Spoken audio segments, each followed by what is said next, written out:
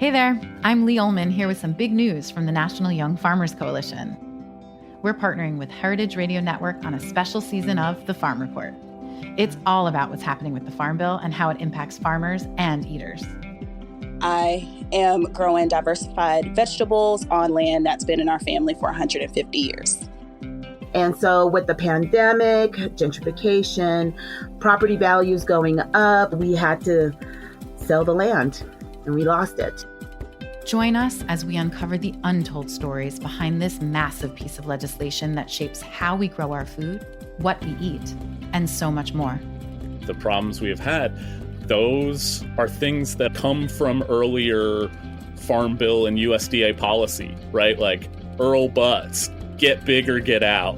You know, it's my responsibility to know not only what I'm eating, but then like how that all came to be. And realize like, wow, like this piece of legislation, all this money, like it's technically something that I support as a taxpayer. While Congress debates the next Farm Bill, this is not just an invitation to listen. It's a call to action. Be part of the conversation. Subscribe to the Farm Report on Heritage Radio Network, wherever you listen to podcasts.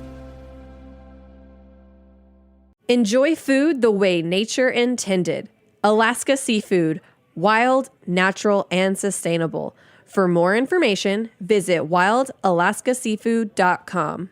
Hello, and welcome to Snacky Tunes. I am one half your host, Darren Bresnitz. This week we are in Austin, sitting down with one of our favorite people in the food sphere.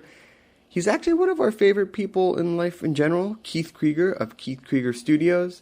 You've probably eaten off of his plates, sipped out of his cups, snacked out of his bowls, or enjoyed a beautiful bouquet of flowers in one of his vases at one of your favorite restaurants in the last few years. We talk about his journey, we talk about his entry into the food world, and we just talk about life in general. We also dig deep into the archives for one of our favorite psychedelic performances from Small Black. So sit back, enjoy. Here is Snacky Tunes on heritageradionetwork.org. We talk about food, we talk about music, with musical dudes. Finger on the pulse, Snacky Tunes.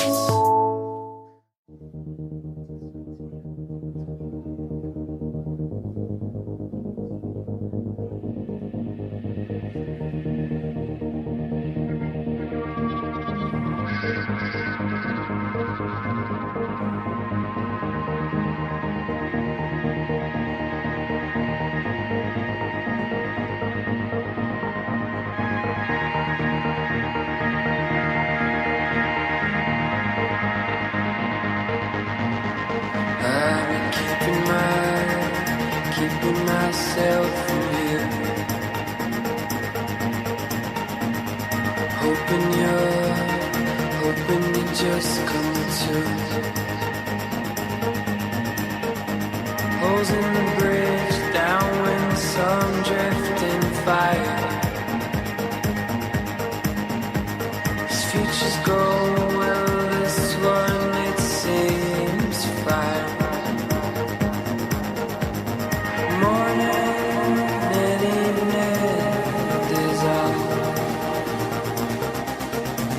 Convinced I'm free at dawn, free at dawn, free at dawn, free at dawn.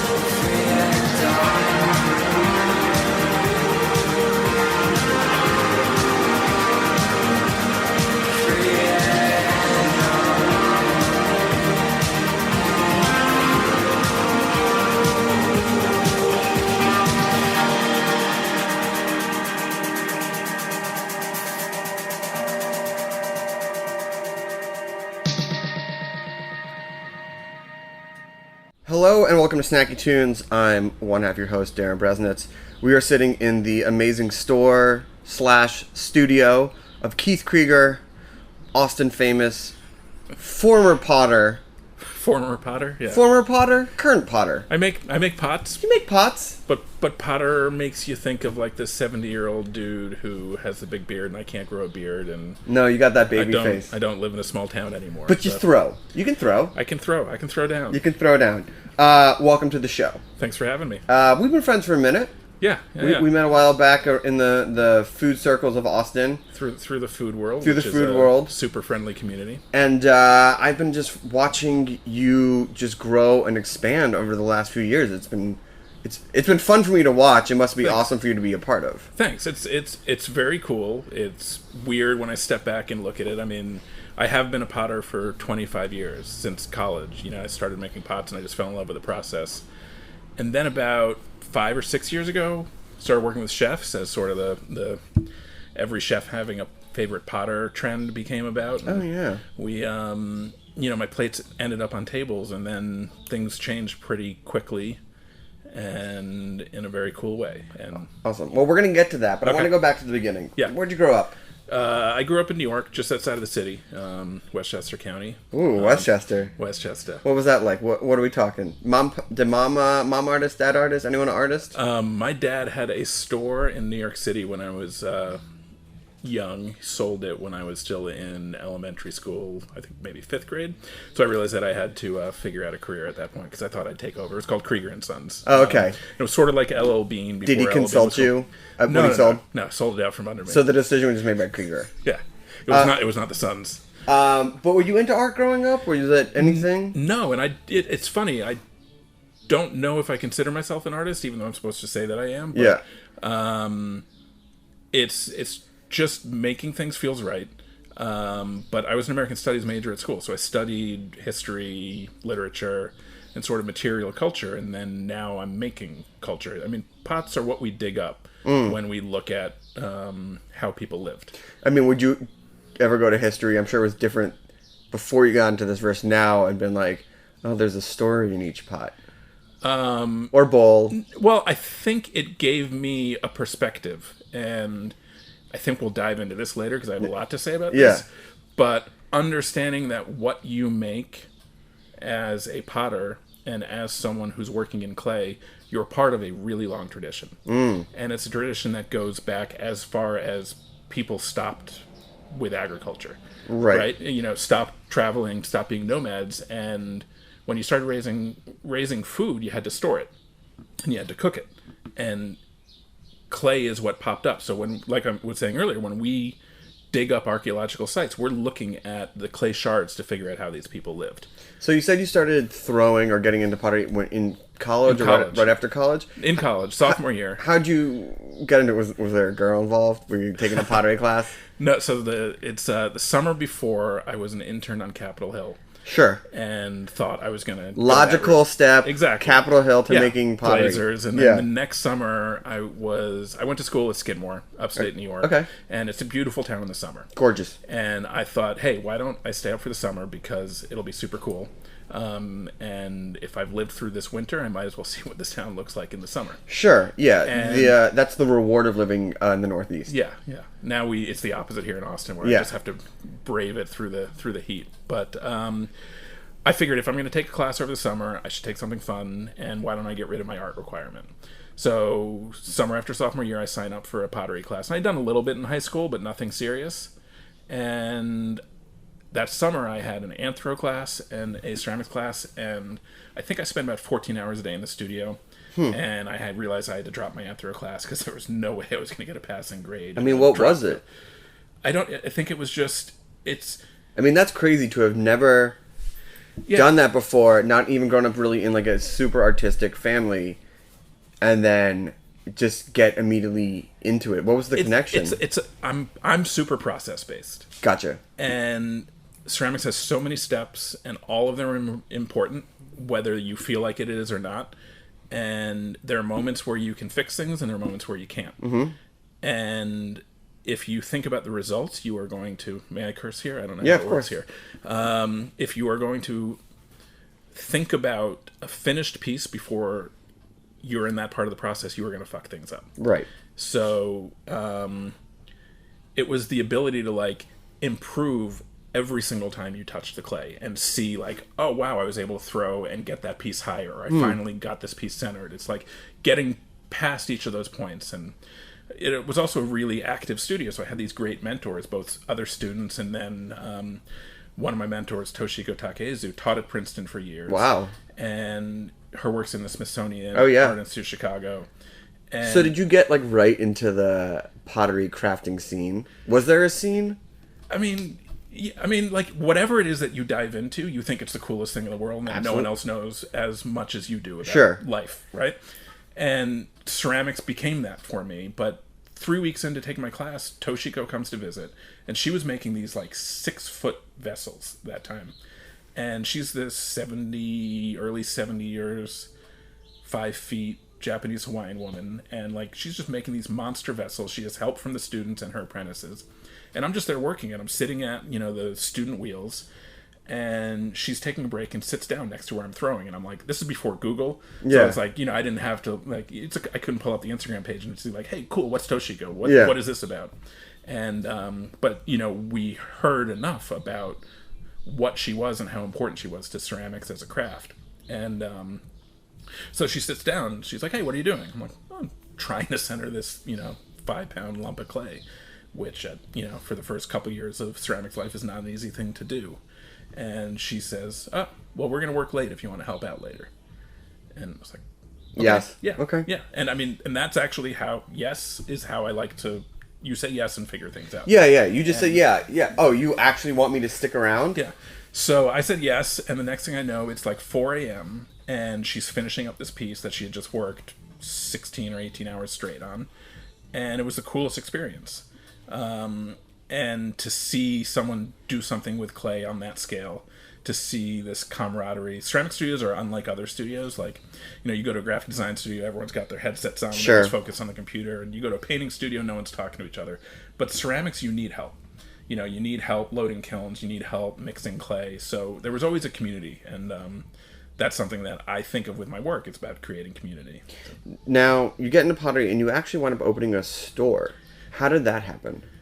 So or a gallery. The first gallery was, so I graduated and I went back to New York and I lived in the city, which was not an easy place to make. Brooklyn pottery as a thing didn't exist yet, so there weren't many studio spaces. But I reverse commuted up to Port Chester, where there's a place called the Clay Art Center, and it was just a way to keep working. And I would go visit Toshiko, who was out in Quakertown, New Jersey. Yeah. And I'm there one night, and she says, "Is there anywhere you could start a studio?"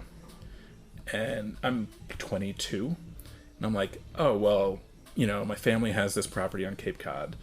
And I figured if it's there in 5 years, I'll do something with it.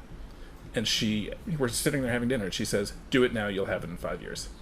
And I was just like, okay, but that's crazy. I'm 22 and I don't know what I'm doing. Yeah. And I could not sleep that night. Oh, she put that earworm in. It was there. And it was just to have her support, thinking that you should try this.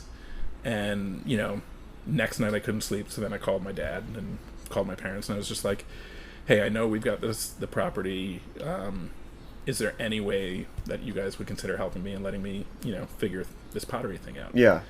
And they were incredibly supportive. They had a tenant who had just reneged on the lease, so the timing of it just like couldn't have been more perfect. And your dad had done his own small business, so it wasn't too much of a jump for them.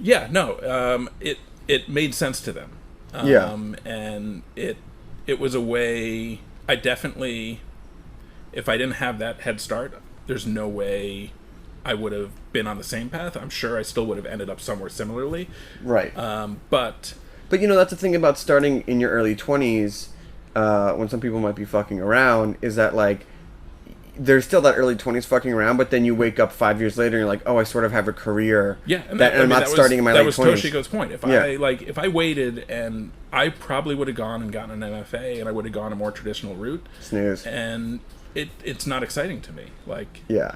And to all the people who listen to have MFAs, that's not a a dig on you. Definitely not a dig. Good on everyone on their own journey. So you have Exactly. this. So you go to Cape Cod. You have this gallery. You have it for a while, right? 12 years. But I also like. It's again that like saying yes. Like my first summer, Don Reitz, who was another kind of legend of the ceramics field, he is teaching a workshop at an art center and has a gallery show for that weekend, right, in their gallery. And I had met him a little earlier at something else, so I go out to the workshop and I help him do his thing. And then afterwards, I'm like, "Hey, I've got a gallery down the road. If rather than ship the pieces home, if you want to leave it, I'm happy to try to sell them for you." And then, like, so 6 months after opening, I have Don Reitz's work in my gallery, which is amazing. stupid. Which is stupid. Yeah, but he's probably like, "Thank fucking God, I don't have to ship." Exactly. But also, he was prolific, and he was also, the ceramics community and the food community, I think, are both super supportive of its tribe. And I was and still am not afraid to ask stupid things, because most likely people say yes, or point in the direction of someone who will. So, ask for shit. It works out. Awesome. Well, we're going to take a quick break. We're going to talk about your move to Austin, you getting into the food world, and then your phrase, objects matter. Right. We have a song from the archives here on Snacky Tunes on heritageradionetwork.org.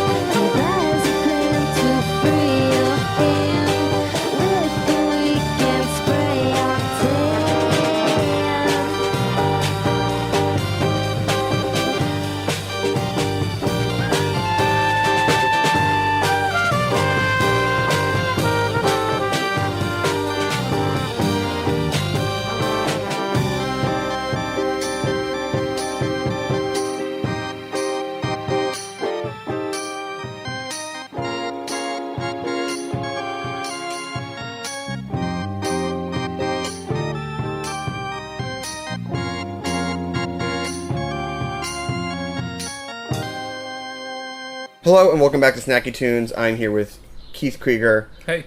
Potterist, former potterist, current potterist.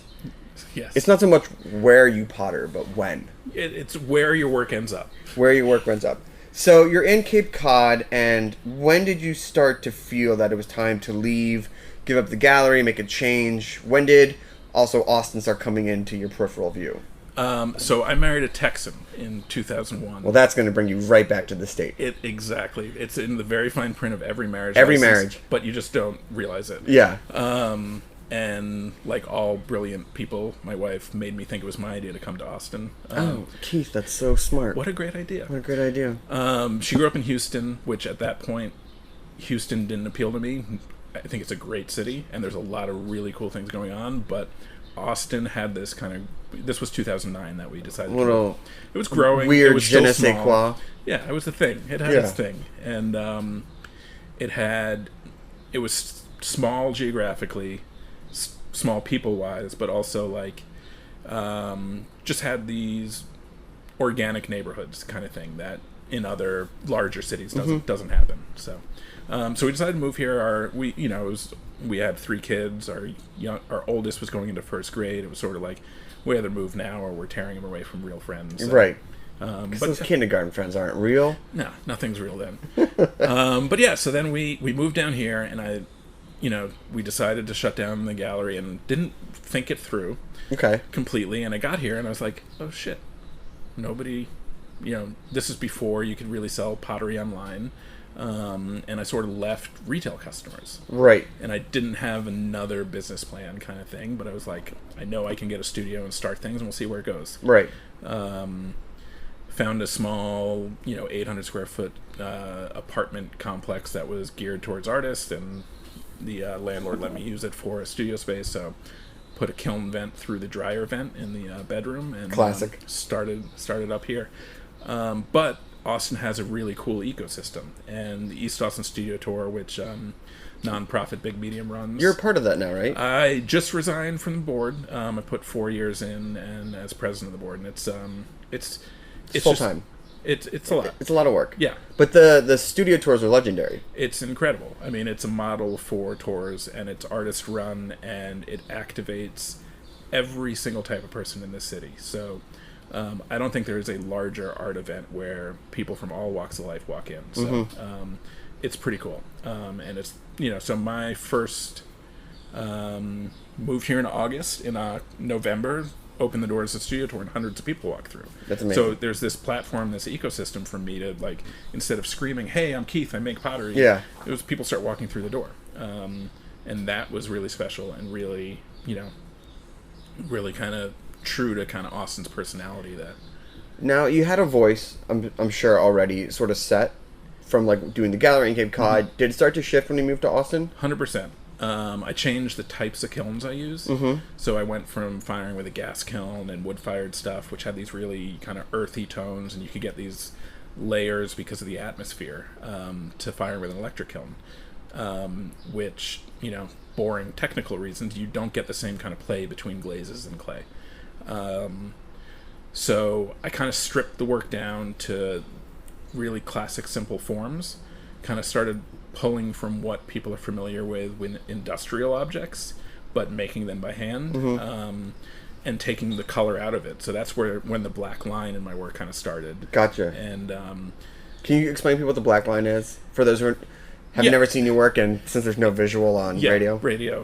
Sure, we're going to test my use of language here, but so when the clay's my clay body is porcelain, so it's just this pure white. And I use a clear glaze on top of it. But what I do is I incise into the clay while it's still soft. And I brush a black slip in, which is a type of glaze, and I wipe the excess away, and it stays within this recessed line in the clay. And this was happenstance, where I changed clear glazes one day, and all of a sudden the two glazes sort of kind of crystallized together. So you get this kind of bleeding out that people see all different things. Some people see sound waves in it. Some people see like EKG, but it just gives a little bit of movement. So, one thing that I always say is when you first make a piece in clay and it's like glistening because it's just been on the wheel or it's freshly slipped, it just has this life to it. Sure. And then every other moment in the process is getting it back to that. So ideally, when you pull it back out of the kiln, it has a sheen, it has some texture, it has something that draws you into the piece, something that makes you want to pick it up and hold it and use it. Every other part of the process is kind of dry and dead, and the reason I do the decorations now, because it's a time in the process that I like working on the pieces. There's about 4 steps in between that I hate, so I want to minimize the amount of time within that and work on that. It's amazing. So you're in Austin. Yeah. You sort of refound a new way of doing stuff. When did you start working with chefs? Now, I know that you said 2009, 2010 is when chefs, also in my mind, started being like, oh, we're creating dishes that need special plateware. Yeah. Is that when it started happening? What's the process there? How did that happen for you? I'm going to walk it back just a heartbeat a little bit. I was still selling my work where potters are supposed to be selling their work. So I was doing craft shows. Oh, yeah. And all that stuff, which... Those get wild? I always wanted there to be like a Christopher Guest thing of craft shows. Like, because, I mean, there are stories. Like, I'm sure. Yeah. But I'm doing one in Houston. It's an outdoor show, and those aren't things I did in the Northeast. And I did some indoor ones that were kind of on the more prestigious side. But, you know, I was trying to find a customer base. And...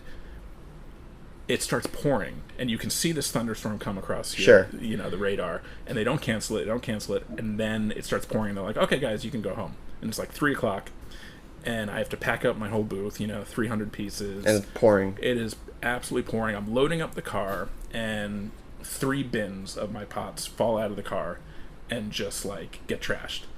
Have I told you this story before? No. And I'm just like, You can say it. No, I'm gonna, yes, I'll try to use language. The first half went a little blue. The second half will be anyway. So 3. Anyways, and I'm just like, and I just leave them there. And I remember I took a picture, and I'm not a selfie guy, but I took it like in the mirror of the car, and you can see like everything from the booth packed up in my wife's car. And I've left these bins of however many broken pots on the side of the road in Houston. So I still haven't gotten a littering ticket, but hopefully that's okay. And I just text my wife, and I just say, something's going to change. And I didn't know what that meant. Like, in my mind, it was like, am I done? Am I going to law school? Yeah. Am I whatever? But I just, sat on it, and I decided to shift how I portrayed my work, shift how I wanted people to use it. So I started showing it with food photographs. And, shot my own the first time. And this is at early stages of kind of... And what year is this? This was 2011, 2012. Okay. But yeah, so it was just like... So it's still novel. Yeah. Oh, and Instagram was fairly new, but I started following like wedding planners and, food stylists and all these people that it was new. And it was like, wait, they're using pieces that look like my pieces that are industrially made. They're using, and I was like, wait, I can learn from all this, and I can apply things from what we consider real life to pottery world. And I decided to, as much as I could, put my stuff where it's not supposed to be. So whatever food event I could find that like connect with, I would do that. I did a pop-up at By George, which is an incredible clothing store here in town. Legendary. Yeah, and it's beautiful. And it was the first time I did this pop-up where all these people were coming through and shopping and would tell me that they'd been in the studio. But they're in the studio in sweatpants on a Sunday during East Austin Studio Tour. So I don't know that they also shop at By George, which sells $10,000 dresses. Yeah. And my work became, in that moment, it was like, instead of being at a craft show selling alongside 30 other potters, I'm like, here I am next to, Armani. Yeah. Versace. Dries Van, like everything. Oliver People, vintage Rolexes. Yeah. And I just decided to, whatever I could do to put my work in random situations, I would, so that it just stood out. And so... That chefs started calling. Skip ahead. No, it's fine, because it was good that we got there, but like, who's the first chef that called? So the first person who reached out was June Radiel from, now she's with Larry McGuire at June's. And she's beverage director. She's awesome.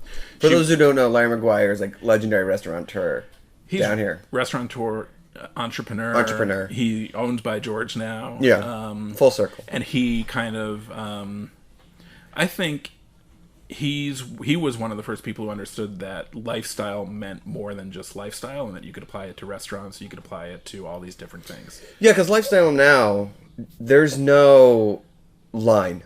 No. It's like, it used to be like, this is my life, and then the lifestyle part of it was like, sort of the accessories, sort of what you did.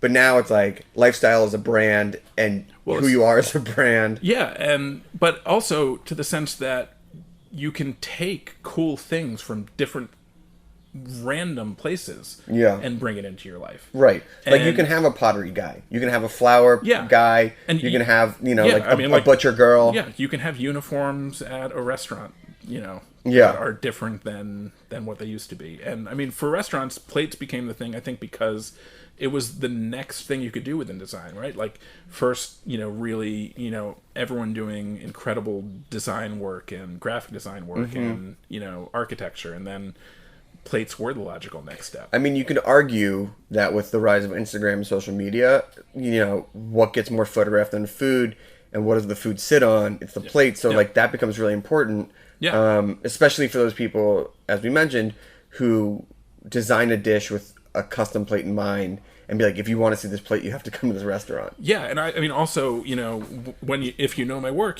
that line that I do is very identifiable. Oh yeah. And, I'm really fortunate to have really, really incredible chefs using my plates and taking pictures of them and their clients. And how does that work? How does that work does a chef go like, I've created a dish or I want to create a dish. Do you have something like this? Will you make something for me? It's a mix. I mean, a lot of it we'll do little variations on our standard stuff. Sometimes, like we did about over 3,000 pieces for Alex Stupak for when he opened an MPO in Midtown. Shout out. Yeah, and Alex is incredible, and he's also incredibly detail-oriented. So he knew exactly what he wanted. Other chefs are like, hey, I want a 7-inch plate. What do you have? And I'll give them some options. And they're like, cool, can you do this? Oh, can you do this but like this? And, we can do anything with it. It's about figuring out what works within their space. Now, before we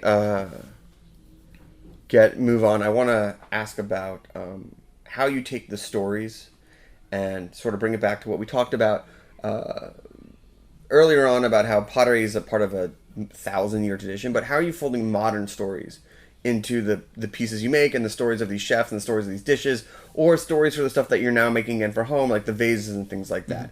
Like, how do you fold the storytelling aspect into something physical? That's a really tough question. Okay. I would dive in and talk about intent and craftsmanship and skill and understanding what should go out into the world. Yeah. And for me, the object, you talked about object matter is what I say. And it's like, I really think that when you use my work, you notice the difference. When you are passing one of my bowls across the table, you're feeling a connection, hopefully, to whatever. Maybe it's the person who gave you that piece.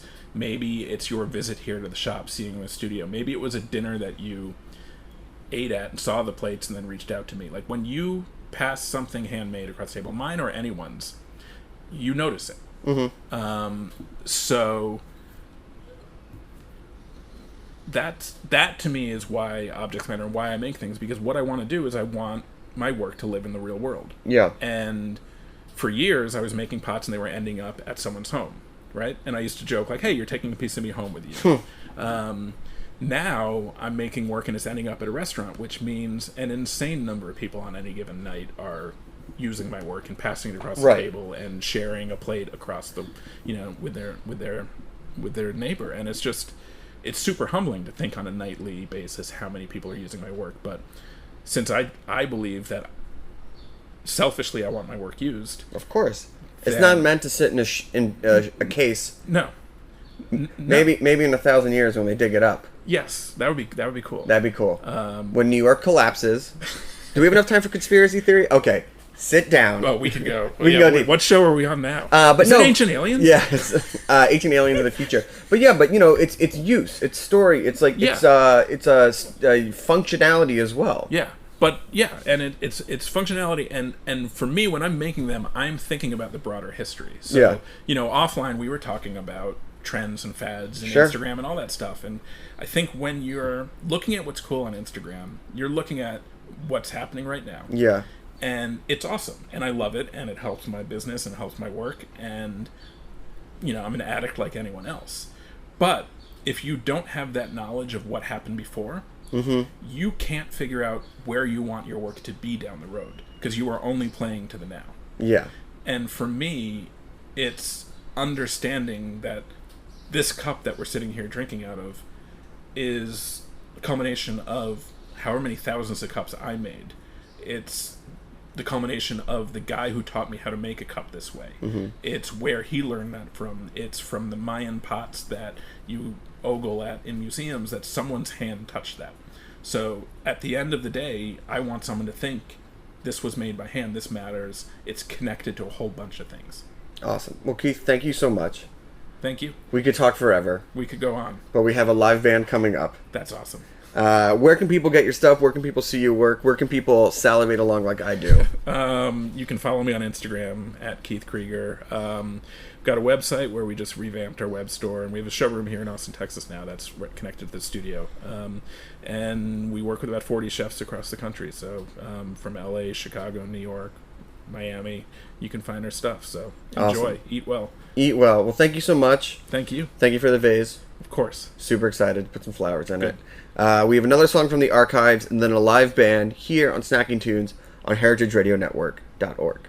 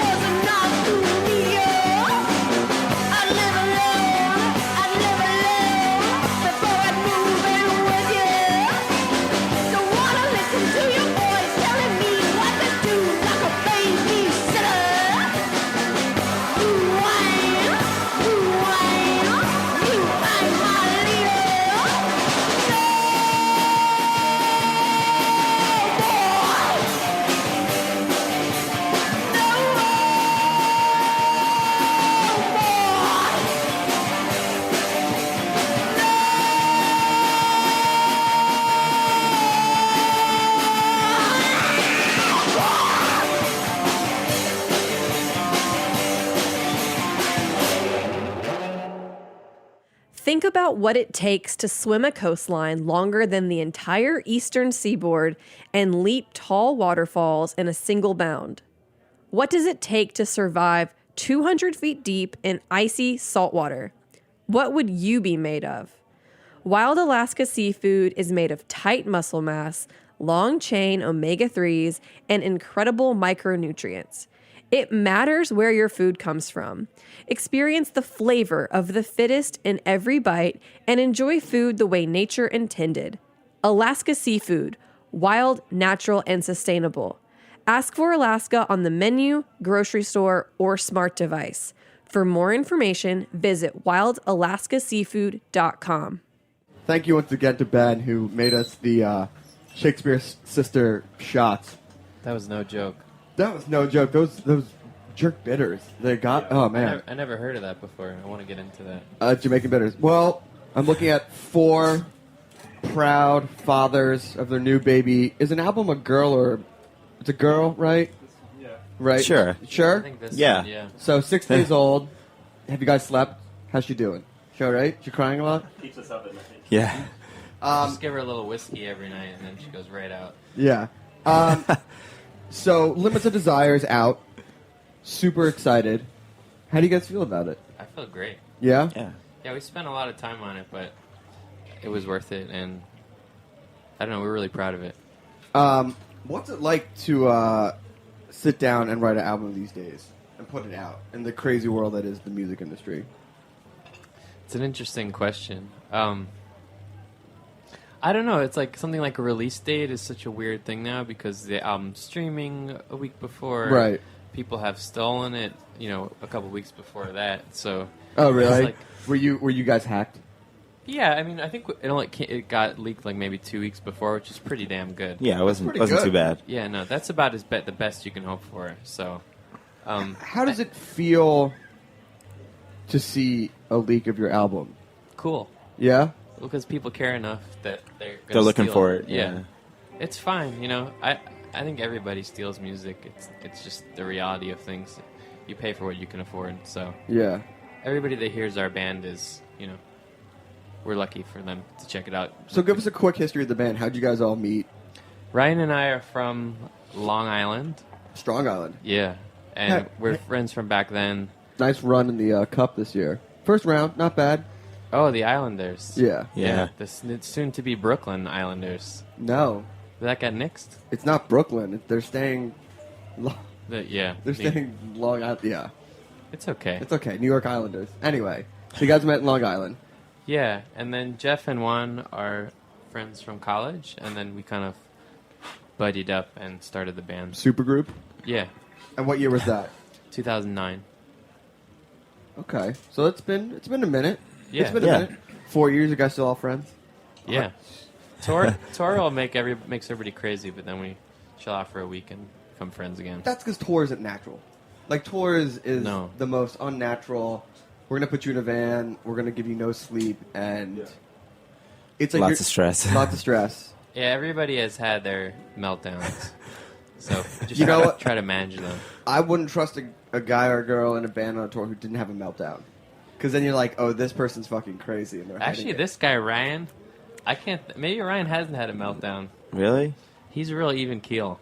I guess not. He's I guess a good I'm one to totally have around nuts. because when you're acting like a nut, you just look at Ryan. He's very sensible and calm, and then you feel bad about yourself. What's the food sitch on the road? We don't play around. We eat real well. Really? We don't eat crap. We're super into Yelp, and like when we're on like a long drive, we plot out all the cities that are on the route, and we'll call an order in advance and pick it up on the way. Oh, you're no joke. Yeah. Yeah, we're not eating. You try not to do crap. this, gas station shit. The 99-cent burrito. Yeah, exactly. I mean, because really, when you're on a 10-hour drive, the only thing to look forward to is something good to eat. So, what's some of your favorite places? Like cities or restaurants? Hit me with both. We've had really good luck in Phoenix. Have you gone to America's Best Tacos near the airport? No, but I want to. We'll trade info. They do this carne asada, and they just put it in 8 different types of wraps. That sounds really good. We might have to do that. We went to this place called Fez, which is like a sandwich joint, and Triple H from WWF was there. Oh yeah, Fez in Phoenix? Yeah. Yeah, some other band was on the show talking about Fez. That's crazy. Yeah. I think I think there are just communication between bands. I mean, look, you're all looking for good food at a certain price point in certain towns. Yeah. You're going to come across the same thing. It's true. That place has been a go-to. What was the name of that diner we ate at in Denver? Something with an S. I wish I knew the name. That food was delicious. Really good fried chicken. You guys, anyway. All right, so let's see. I'll look it up. We'll see if we can find it. You said S Diner, Colorado? We'll find it, yeah. Is it in Denver? All right, we'll see if we can find a thing. So you guys going to rip a song for us? Yeah, let's do it. What song are you playing first? The song is called No Stranger. All right, here we go. Small Black, new dads of the new album. Their little baby girl, No Strangers, here on Snacky Tunes.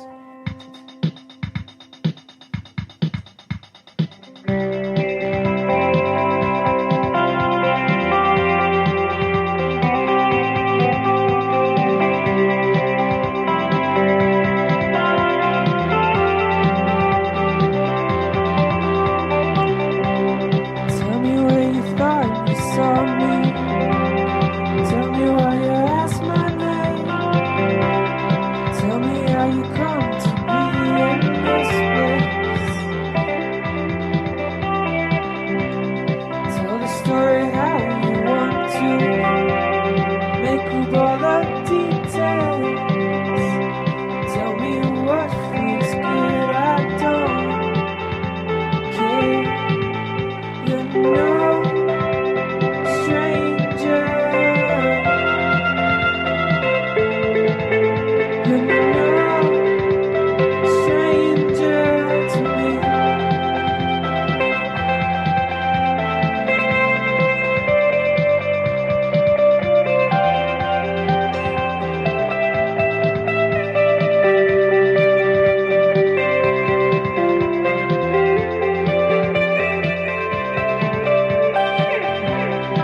Take me for another party.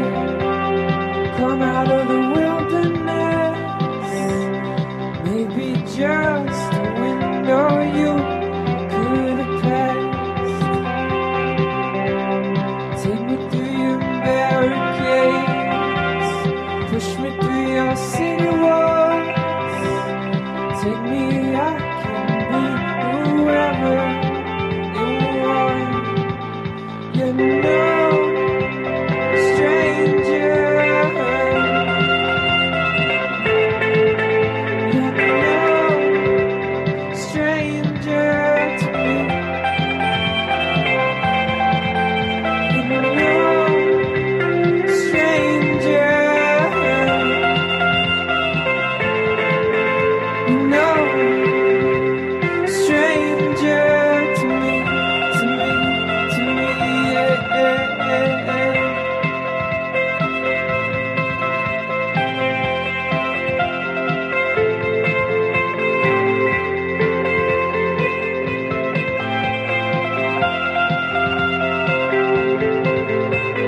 Nothing here is set in stone. Nothing here is set in stone. Nothing here is set in stone. You don't even know where I come from. Could I be someone that you could trust? Nothing here is set in stone. You don't even know where I come from. Could I be someone that you could trust? You're no stranger. You're no stranger to me.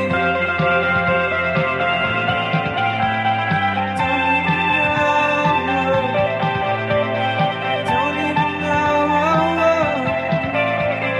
Don't even know. Don't even know. Don't even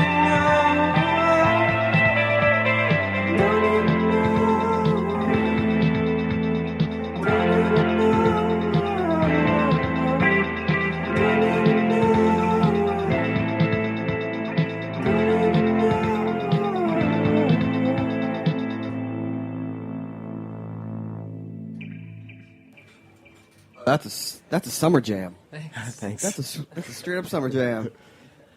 So what's the writing process for you guys? Is I heard you when you guys were warming up before the show started. There was definitely a little bit of jam going on. You guys jam it out, and then you figure out the songs from there. We do some jamming. Yeah. It's really different song to song. Yeah, some are from jams, some are from a song somebody brings to the band, and then we kind of rework around all the different elements.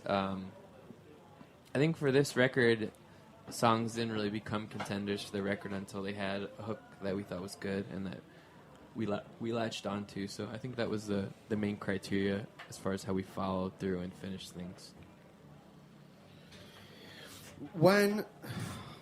I think one of the things that I like now, or when you can definitely tell that a band wrote an album and not just a single, and you guys put out an actual album. So what's it like when you're structuring, not just going for one song, but a whole start to finish and placement and things like that? I just was reading about the Breeders' 20th anniversary, The Last Splash, and they're like talking about song placement and structure and the way it goes, and I feel that that's a lost art. Yeah, I would say with this record, like Free at Dawn, the first track was definitely designed as an intro track, and the last track, Outskirts, is definitely was always designed to be the ending. So we had that in mind, and then I think the rest, things start to, as you get closer with the mix, they start to really show their head as to where they belong in the record and what role they serve. You know, there's a couple songs that we cut from the record that I think are really good that just weren't, you know, they didn't serve the proper role in the record. And do those become 7 inches, or what do you do with those? We're kind of, we just put the record out, so we're still figuring out what to do. But yeah, 7 inches are great. EPs, you know, it's kind of what You know, you got to respect Record Store Day for, I think, breathing life back into the 7-inch and making it like a new commodity. I feel for a few years that was not a thing. And, you know, the digital download or like the free song, but there's something nice about having it be tangible, even if it's 200 copies, and you release it online. No, I love 7 inches. I think that's probably the music form I buy the most, just because it's $5 or $6. It's a nice way to support the band. You get the cool art. I mean, I like the general size of a 7-inch. It looks great. And I don't know, it's usually got some track that's not as easy to find on the net. Yeah? On the B-side. Do you find that people aren't ripping 7-inches as much as they are albums? I mean, they do. I mean, everything eventually ends up on YouTube. But I think it's sometimes harder to find, like, that nice MP3 or something that you want to listen to. Yeah. What's your most prized 7-inch?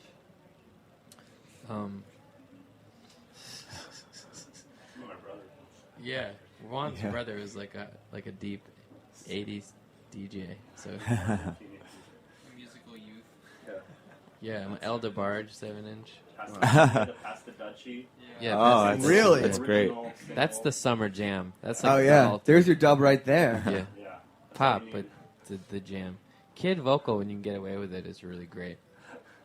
Yeah, you know, there's a lot of fun. I also like playing 7-inch. I mean, DJing is fun. Yeah, I usually just bring out the computer and do the whole Serato thing. But the 7-inch thing is fun. You're really working.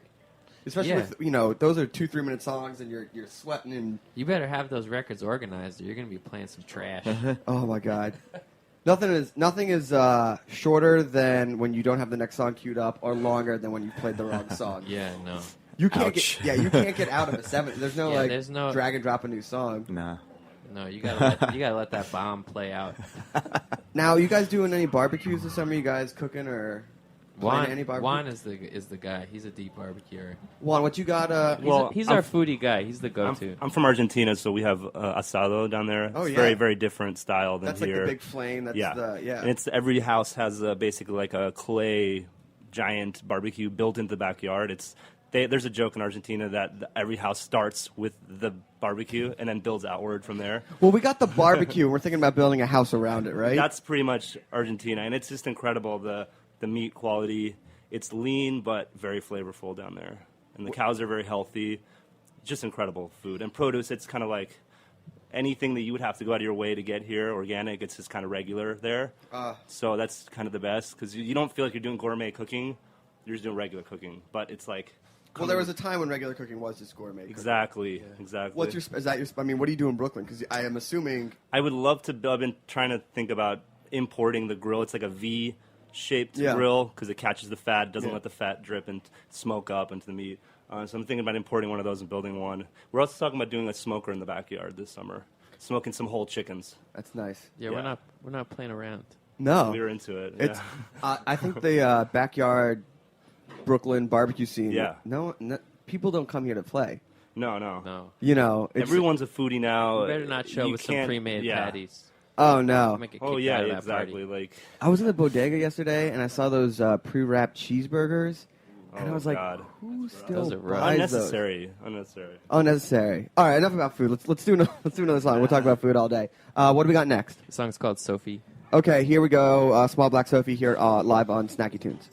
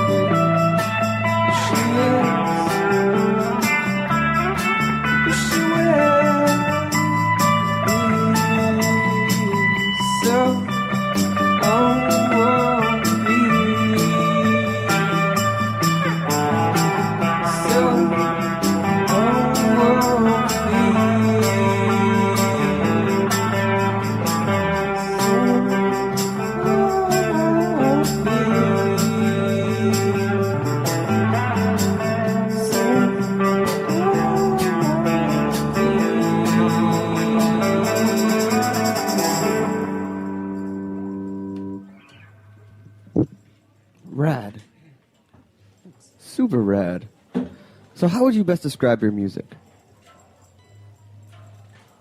Oh man, I'm kidding. I'm not going to ask you music questions like that. Let's get back to the food. So what is your favorite time of the year to eat? Are you guys barbecue men, or are you guys like winter soup dudes or things like that? Come on in. You're the food guy. Don't stand in the corner. Yeah. Just over there. I just like to eat fried chicken all the time. You know, there was a good article in the Times last week about how to fry chicken and how if it's not deep fried, it's not that bad for you. If it's not deep fried, it's not that like, bad for you. I thought if you had the temperature hot enough, the fat didn't get in. Yeah. And it's kind of okay. It's kind of okay. Like, the deep fried stuff that you get at KFC, that's bad for you. Bad. But That's but the cast iron 2-inch skillet stuff is not as bad for you. And I'm just gonna, and guess what? If I read that wrong, I'm just gonna believe that it's not that bad for me. Keep telling me that. Right? Keep telling me that. Sounds good. So we learned today that Jamaican bitters are awesome, and fried chicken is a health food. It's a health food. It's a health food. It's absolutely a health food. I read the other day that I was looking for recipes to make a pudding, like caramel pudding, and this one was like, this is really healthy, low in fat, high in calcium and protein. I was like, all right, I'll just make some caramel pudding. You know, look, why not? I think the biggest issue is processed food. Yeah, I think if you absolutely. could just eat good ingredients, like, okay, this pizza that we're eating, probably not every day, but essentially it's just bread and sauce and good cheese. Good cheese. Yeah, I'm reading this Joseph Mitchell book, and this one section is all about the Fulton Fish Market, and there's this big section that he hangs out with this 93-year-old guy who's pretty much only eaten seafood his whole life. Yeah. And he goes into this big, and this is like in the 40s, and he goes off on like bread you'd get at the supermarket or whatever, you got it there, and said he would never eat it and that it's trash. And this guy seemed like was the first person that was completely against processed foods, and I think he lived to like be 100. Just it's really everything now is just going back to the way things were before all the processing. Trying to like the whole like dry aged steak thing. It's like every steak used to be dry aged. Yeah. That was the way you did it. And now it's like the special thing. We actually dry age our own steaks at home too, which is nice. Are you serious? Oh yeah, we mess with that. We've definitely done that. What's couple porterhouses? What's the longest you let a steak go? I just go like 2 or 3 days tops. Okay. And then it starts to dry out. And then I do the Heston Blumenthal method of just like hot sear, 15 seconds, flip for 2 minutes, done. Really? Flip every 15 seconds. It never lets either side cool down, so it builds a nice crust, gets it nice and medium. I usually just do like a 2 minute.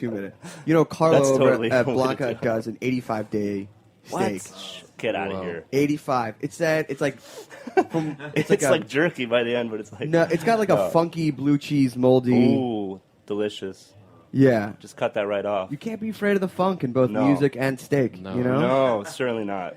So what's the plans for you guys? Tour coming? Yeah, we start tour on May 29th in Boston, and then we come back and wrap up in New York at Music Hall of Williamsburg on the 30th of June. Oh, so you guys are out for a month. Yeah, and then we'll be out again. So what, you going north and around? Circle, yeah. Circle. One of my favorite burrito places is up in Boston. You guys go to Anna's Taqueria? Ooh, I have been there. It's incredible. The burrito there. I had it like a decade ago, so I don't know if it's still the same, but oh my God. Do you know the Soul Clap guys? Yeah. Okay, I'm good friends with Charlie from growing up. Yeah. Family friends, so we used to go there. Oh, man, it's up good. In Boston. That was like the first mission-style, like steamed cheese type of burrito quesadilla So thing good. I've ever had. Go there. Yeah, it's good. That's on the list. Yeah. So you guys are just doing all North America? You guys dipping into Canada? Yeah, we're doing Montreal, Toronto, Vancouver. Toronto's got great food, and Montreal, too. That's my hometown. It's my dad's from. Where's Joe Beef at? Is that in Montreal? Montreal, yeah. Dude, call him so you can get a res. I know, right? Seriously. That'd be amazing. Hey, yo, our band loves your restaurant. Our band loves your restaurant. If you're listening right now, Joe Beef, guys, we'll definitely come check it out. Just go to Schwartz's or go to Fairmont Bagels or things like that. Just get some of that dirty poutine. Yeah. Right? Totally. So I want to thank you guys coming on. What's all the nuts and bolts? Where can people buy the album? You can just get it at our website, small-black.com, or just grab it from Jaguar or iTunes, Amazon. It's on all those various places. And can people follow the tour on Twitter, Instagram? What are those? Yeah. Facebook. It's pretty easy to find if you just Google Small Black. Small BLK is the Twitter handle. So. And where's the name from? I moved to Portland on a whim once, and I was living in this really sort of screwed up house. and there was a pack of raccoons that lived in the attic. Okay. And we named them all, and one of them was named Small Black, and that was the name of the band. Interesting. Well, shout out to Lissa. Lissa, what do you got? Come with. Tumblr. Oh, the Tumblr. Oh, Tumblr, yeah. Smallblack.tumblr.com. I love Tumblr. Yeah, Which Tumblr. just got bought by Yahoo today for $1 billion. Really? Wow. That's a lot. That's a lot of money. Yeah. That's really the way to make money. I guarantee you Tumblr's savoring champagne bottles right now. I think that's Hey, what you Tumblr do. guys, we love you guys. I think that's what happens when you sell for like $1 billion. I think that's what Instagram did. They just saber. They get those like big, comically sized magnums. The Shandong, like the Magnum. Like, Yes, the Shandones, which are crazy because they're like $100,000. It's like 100. I don't know. We drink that sometimes after shows. Oh, yeah? Just get a novelty, like human-sized bottle. And just saber it with one of the guitars. Sure. Awesome. All right, so what's the last song we're gonna get? We're going to do Oldies, Despicable Dogs. Awesome. Well, Small Black, Ben, everybody, thank you so much. We will be off next week because we will be enjoying a day of barbecue. No doubt. No doubt. You guys got barbecue plans for Memorial Day? Oh, yeah. We're working on it. Oh, you're working on it. Working on it. Start aging those. Hey, man, do we get some funky steaks for next Monday? Steak and shrimp. Yeah, That's I'll what do we're the going to 80 do. day. 85. 85 day. I know, right? That's really bold. dedication. Yeah. It scares me, but obviously, I don't know. It's fine. It's fine. Yeah. Okay, here we go. Small Black, Snacking Tunes. See you in 2 weeks. Thanks, guys.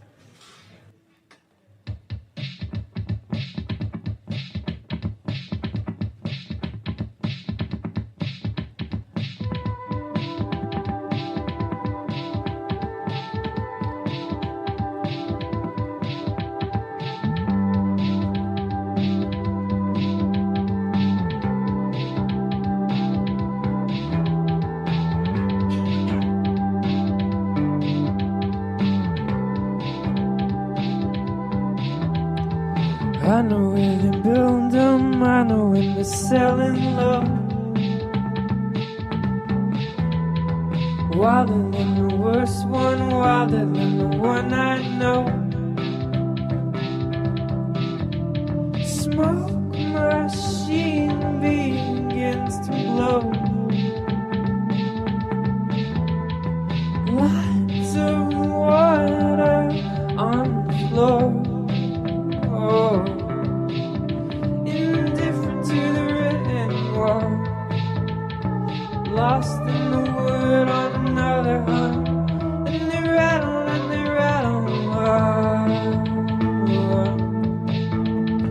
Do it without me, do it when I'm gone. Right as I hunt you, right as you run, you dog.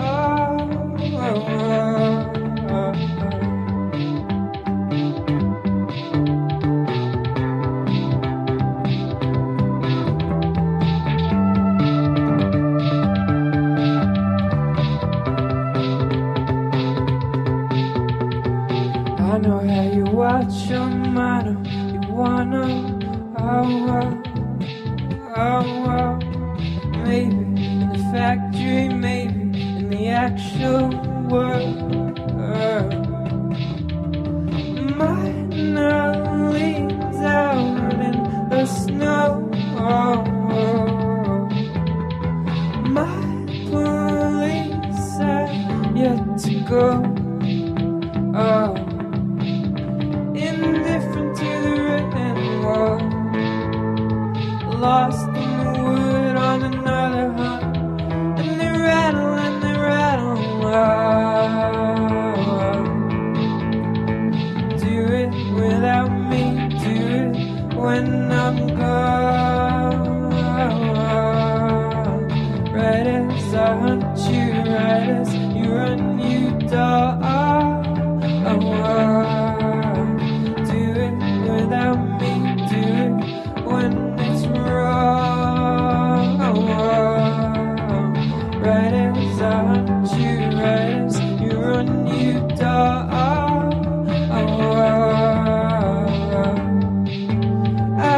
I'm loving the world. I'm loving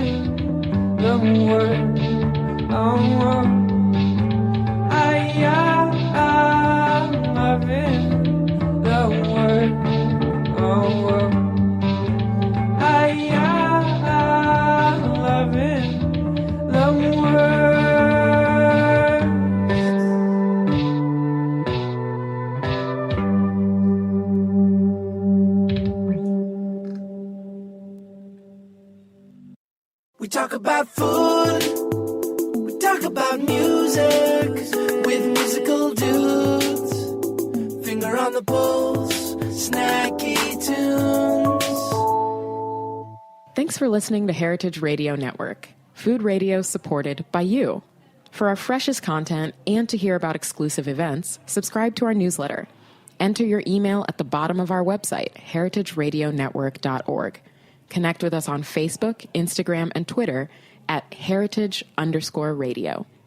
Heritage Radio Network is a nonprofit organization driving conversations to make the world a better, fairer, more delicious place. And we couldn't do it without support from listeners like you. Want to be a part of the food world's most innovative community? Rate the shows you like, tell your friends, and please join our community by becoming a member. Just click on the beating heart at the top right of our homepage. Thanks for listening.